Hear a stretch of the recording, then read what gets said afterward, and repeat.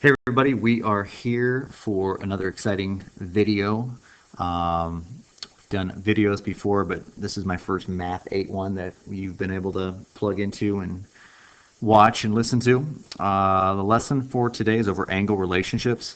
Yesterday you guys received some notes over complementary angles, supplementary angles, vertical angles, adjacent angles, and there's also another pair of angles called linear pairs. And we will get to those. But first, we're going to focus on angle relationships that are called corresponding, alternate interior, alternate exterior, and same side interior. Okay, so you can have out the notes that we gave you yesterday because we will look at those. But you also should have a new set of notes that involves two pairs or two lines that are cut by two parallel lines cut by a transversal. So we are going to, get this going here. We're going to compare this. I'm going to draw these parallel lines. It should match up with what's on your notes. We have line J, we have line K, and we have line T. Okay. Line T is a transversal. A transversal is a line that intersects and passes through two parallel lines, or just two other lines. In this case, the transversal passes through the two parallel lines. As a result of that, the diagram, there are angles. These two lines that are intercepted by a transversal, there are 8 angles formed. We got angle 1, angle 2, angle 3, angle 4, angle 5, angle 6, angle 7, and angle 8. The first angle relationship that we want to talk about is called corresponding. So everything I write down on the notes, you are going to write down on the notes as well. So corresponding angles. One way to help you remember corresponding angles is to, one, not only write down which ones are corresponding, and is to just give you some keywords, give you some things that might make this easier to memorize. So what I'd like you to write down is that corresponding angles are angles that are on the same side and they are in the same position.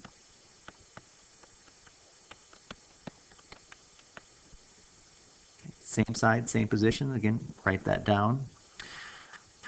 Again, same side means literally there's a left side, angles that are on the left side, and there's angles that are on the right side. So the angles that are on the left side, 1, 4, 5, and 8, those are on the same side. Angles on the right side, 2, 3, 6, 7, they're on the same side. So if angles are on the same side and same position, they're called corresponding. Okay. Well, as far as what they mean by same position, 1 and 5, they are both on the same side and they're in what's called the same position. Think of these parallel lines almost kind of like shelves, and 1 and 5 are both like on the shelf, or they're above the shelf. That's what we mean by position. They're both above the parallel lines. Another pair of angles that are corresponding are going to be 4 and 8. 4 and 8. So 1 and 5, 4 and 8. 4 and 8 are both below the parallel lines, and they're on the same side. So that's another example of corresponding angles. We've also got 2 and 6. 2 and 6 are corresponding. They're both above the parallel lines. They're both like on the shelf. They're in the same position and they're on the same side. And finally, we're going to go with 3 and 7. 3 and 7 are on the same side, and they're both below the shelf or below the parallel lines. Yeah. So that's what we mean by same side, same position. One other thing we need you to write down, though, is that corresponding angles are congruent, equal measure, as long as the lines are parallel.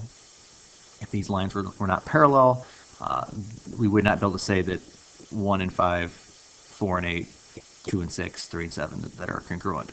So what I need you also to write down now are all the corresponding angles, the pairs that are congruent. So let's start with angle 1 is congruent to angle 5. Make sure you put the angle symbol, make sure you put the congruent symbol. They are equal measure. If angle 1 is 115 degrees, angle 5 is 115 degrees. 1 and 5 are congruent. Okay. We also have other ones as well. Angle 2 is congruent to angle 6. Change colors. Let's go blue. Angle 4 is congruent to angle 8. And finally, red, angle 3 is congruent to angle 7. Okay, so congruent means equal measure. If you know one angle, you know the measurement of another. Okay, so same side, same position, corresponding. Moving on, same diagram, same sets of angles. 1, 2, 3, 4, 5, 6, 7, 8. The next pair of angles we want to talk about is alternate. I'm going to abbreviate that. Alternate interior. Alternate interior. Well, the word alternate means opposite sides. Opposite side of transversal. Again, everything I write, you write. Opposite side of transversal. Interior, in between the parallel lines.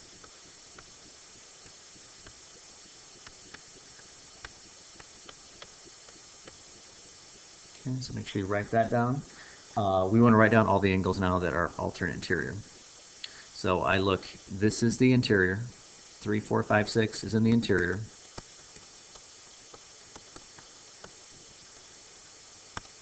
One and 2, 8 and 7, those angles are in the exterior. So we have interior, exterior. So if they are on opposite sides of the parallel lines, opposite side of the transversal, and they're in between the parallel lines, they're called alternate interior.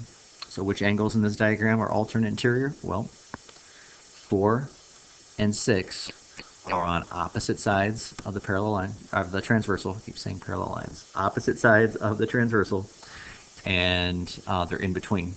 They're in the interior, in between the parallel lines. Also, 3 and 5 are on opposite sides of the transversal, and they're in between the parallel lines. Okay. Well, besides being called alternate interior, there is another very specific thing we need to know about these angles, and that is they are congruent. Angle 4 is congruent to angle 6. Angle 3 is congruent to angle 5. So if I know that 3 is 120 degrees, I know that 5 is 120 degrees. Okay? So if we know one angle, we know the measurement of the other. These are called alternate interior. Next, alternate exterior, very similar. 1, 2, 3, 4, 5, 6, 7, 8. Alternate, I'm going to abbreviate, exterior. Again, very similar to alternate interior. Again, alternate is opposite side of transversal.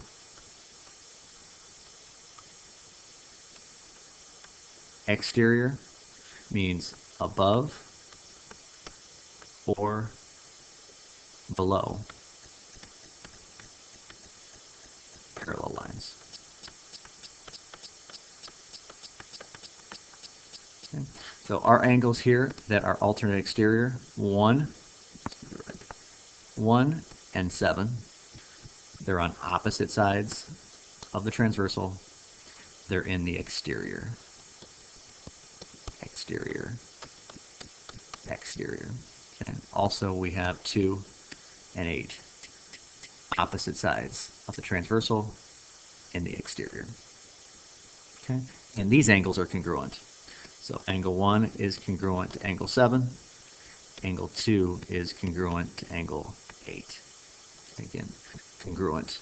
If 2 is 78 degrees, 8 is 78 degrees. Okay, so alternate interior, alternate exterior, they are very, very similar. Okay. Next, we have We did corresponding. We did alternate interior. We did alternate exterior.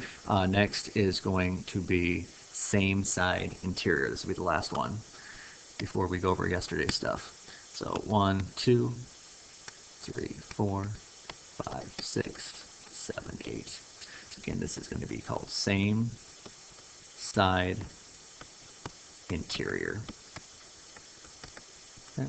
So same side interior literally means same side of transversal. And we know interior in between parallel lines. Okay, I'll give you a second to jot that down.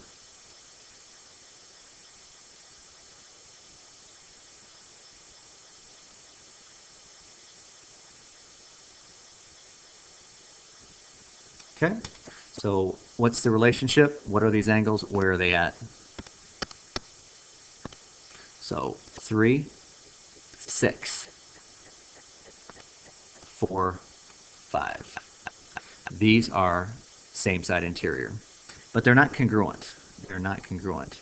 We want to say that 4 and 5 are supplementary. And remember, if they're supplementary, we'll talk about that in a minute, but again, that means they add up to 180. Their sum is 180. This relationship also exists for 3 and 6. 3 and 6 are supplementary. They add up to 180. Their sum is 180. So if I know that 3 is 130 degrees, I could get angle 6 by taking 180 minus that. 180 minus 130 would be 50. And these two will add up to 180. And we'll talk more about same side interior. Okay. So moving on, finally, I want to talk about some of the vocab from yesterday. Our vocab from yesterday was complementary, supplementary. You can take out the notes from yesterday if you haven't done so already. We have vertical. We have adjacent. And we have one called linear pair. So this is the vocab that was on the notes from yesterday. Complementary angles are going to be two angles that add up to 90. First, I'll give you a picture. Angle 1, angle 2. Measure of angle 1 plus the measure of angle 2 is going to equal 90 degrees. 1 plus 2 is 90.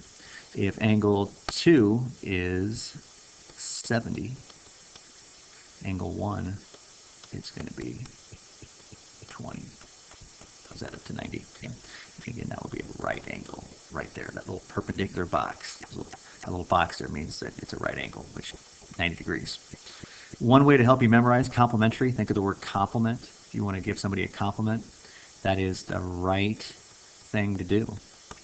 And when you think of right, you should think of a right angle, which gives you 90. Supplementary, two angles that are going to add up to 180. Typically, the diagrams you will have will look like this. Not always, but most of the time. Angle 1, angle 2. Measure of angle 1 plus the measure of angle 2 is going to be 180 degrees. If angle 2 is 30, if we take 180 minus 30, we're going to get 150. These two are going to add up to 180.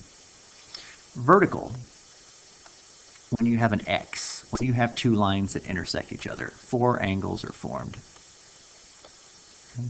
So look at it as though vertical angles are angles that face each other.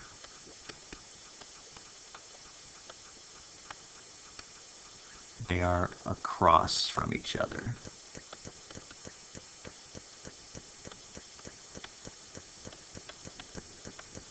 So I would say here that angle 1 is vertical with 2. Angle 3 is vertical with 4. And so vertical angles are when you have two lines that intersect. They're facing each other. They're across from each other. and they are congruent. So I know that angle 1 is congruent to angle 2, and angle 3 is congruent to angle 4. And this again is all part of vertical. Okay. I'm going to talk about these last two, adjacent. I see more room. Adjacent, and finally a linear pair. Just need a little bit more room. And again, these are on your notes from yesterday. Adjacent. We kind of did a diagram. Well, we did a diagram just like this. We're going to do it again. Besides showing this diagram represents supplementary. So if you think about what we just did, we just talked about 1 and 2. Well, supplementary angles are going to form a straight line. So 1 and 2 are going to make a straight line. That's 180 degrees right there. It's a straight angle. It's a straight line. But also, angle 1 and angle 2 are adjacent. They both have the same vertex, and they both share a side. That side right there, the red ray that I drew, both of those angles have that as a side. They share that angle. So if two angles share a side and a common vertex, they are adjacent to each other. So think of adjacent as next to each other.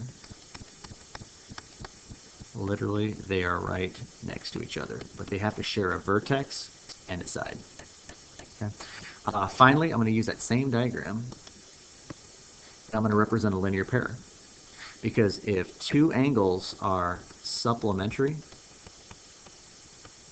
and adjacent, two angles are supplementary and they're adjacent, which is what we had right here. They were supplementary and they were adjacent. They form what's called a linear pair. A linear pair is simply just another name for two angles that are supplementary and adjacent. Now, it is possible to have angles that are supplementary but not adjacent. So for example, if this is, I'll say that one is 40, and this angle is 140. These two angles right here do add up to 180, but they're not next to each other. So it is possible to have two angles add up to 180 and not be next to each other, but for most of the problems we have, they will be. They will be right next to each other. They'll be adjacent, they'll be supplementary, and we will say that they form a linear pair. Okay. So make sure again you have this, have all this stuff written down. You need to flip it to the back of the notes. There's some problems in the back. There's 6 problems in the back. I want you to fill those out.